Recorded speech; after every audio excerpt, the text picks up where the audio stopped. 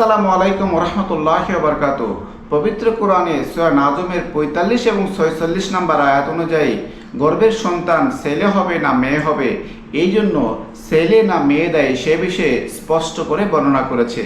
এ বিষয়ে বিজ্ঞানের কি ধারণা, অর্থাৎ বর্তমান প্রচলিত জীববিজ্ঞান দ্বারা আমরা পবিত্র কোরআনের সূরা আল নাজমের ৪৫ এবং ৪৬ নম্বর আয়াতকে বিশ্লেষণ করে দেখব যে আসলে পবিত্র কোরআন সঠিক বলছে নাকি বিজ্ঞান সঠিক বলছে।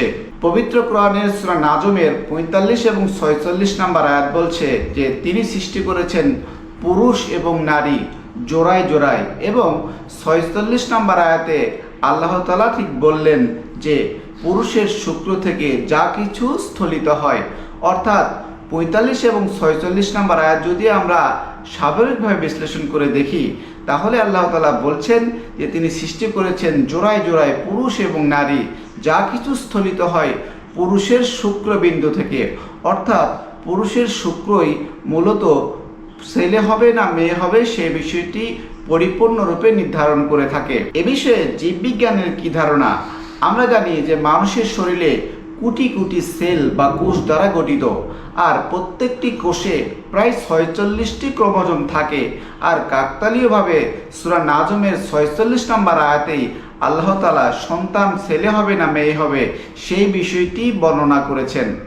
এখানে ৪৬টি ক্রোমোজোমের মধ্যে ৪৪টি ক্রোমোজোম হচ্ছে মানুষের শরীর গাঠনিক করে, অর্থাৎ মানুষের শরীরের গঠন নিয়ে কাজ করে।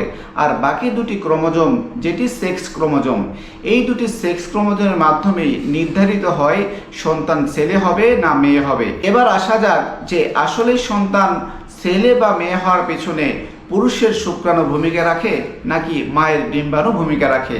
এখানে বলে রাখা ভালো যে ৪৬টি ক্রোমোজোমের মধ্যে পুরুষের ৪৬টি থাকে এবং নারীদের দেহ প্রায় ৪৬টি ক্রোমোজোম থাকে। নারীদের ক্রোমোজোমকে বলা হয় 46XX আর পুরুষের ক্রোমোজোমকে বলা হয় 46XY।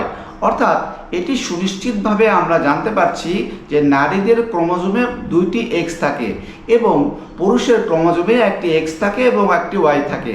এখন কোনো সন্তান যদি জন্ম নিতে হয় তাহলে সমান সংখ্যক, অর্থাৎ নারী দেহে থেকে 23টি ক্রোমোজোম আসতে হবে এবং পুরুষের দেহে থেকে 23টি ক্রোমোজোম আসতে হবে।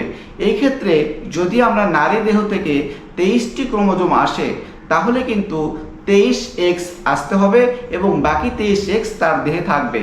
এবং যদি সন্তান ছেলে হয় তাহলে কিন্তু পুরুষের দেহ থেকে 23Y ক্রোমোজোমটি যেতে হবে। আর যদি নারী দেহ থেকে 23X ক্রোমোজোম আসে আর পুরুষের দেহ থেকে 23X ক্রোমোজোম আসে তাহলে সন্তান মেয়ে হবে। অর্থাৎ এই ক্ষেত্রে পরিপূর্ণরূপে বলা যায় যে সন্তান ছেলে হবে না মেয়ে হবে সেটি কিন্তু ডিপেন্ড করছে যে পুরুষের শুক্রাণু থেকে X যাচ্ছে নাকি Y যাচ্ছে। যদি 23টি X যায় এবং নারী দেহ থেকে 23টি X আসে তাহলে সন্তান মেয়ে হবে। আর নারী দেহ থেকে 23টি X আসলে এবং পুরুষের দেহ থেকে যদি 23টি Y আসে তাহলেই কিন্তু ছেলের সন্তান হবে। আল্লাহ তাআলা পবিত্র কোরআনের সূরা নাজমের ৪৫ এবং ৪৬ নম্বর আয়াতে এ বিষয়ে স্পষ্ট বর্ণনা করেছেন। আল্লাহ তাআলা বলছেন যে তিনি সৃষ্টি করেন যুগল পুরুষ এবং নারী উভয়ই জোড়ায় জোড়ায়, এবং ৪৬ নম্বর আয়াতে আল্লাহ তাআলা বললেন যে পুরুষের বীর্য থেকে যা কিছু স্থলিত হয়, অর্থাৎ পুরুষের বীর্য থেকেই নির্ধারিত হয় সন্তান ছেলে হবে না মেয়ে হবে। এই ক্ষেত্রে মেয়েদের কোনো ভূমিকাই নেই, কারণ মেয়েদের 46XX হচ্ছে ক্রোমোজোম আর ছেলেদের ক্রোমোজোম হচ্ছে 46XY। যদি ছেলেদের 23টি Y যায় তাহলে সেটি ছেলে হবে, আর ছেলেদের থেকে যদি 23টি X যায় তাহলে মেয়ে হবে। এই বিষয়টি যেমন বিজ্ঞান দ্বারা প্রসিদ্ধ, পবিত্র কোরআন দ্বারাও কিন্তু এটি সুনির্দিষ্ট। সুতরাং আজ থেকে 1400 বছর আগে পবিত্র কোরআনে সন্তান ছেলে হবে না মেয়ে হবে এই বিষয়টি কিন্তু সুস্পষ্টভাবে আল্লাহ তাআলা বর্ণনা করেছেন।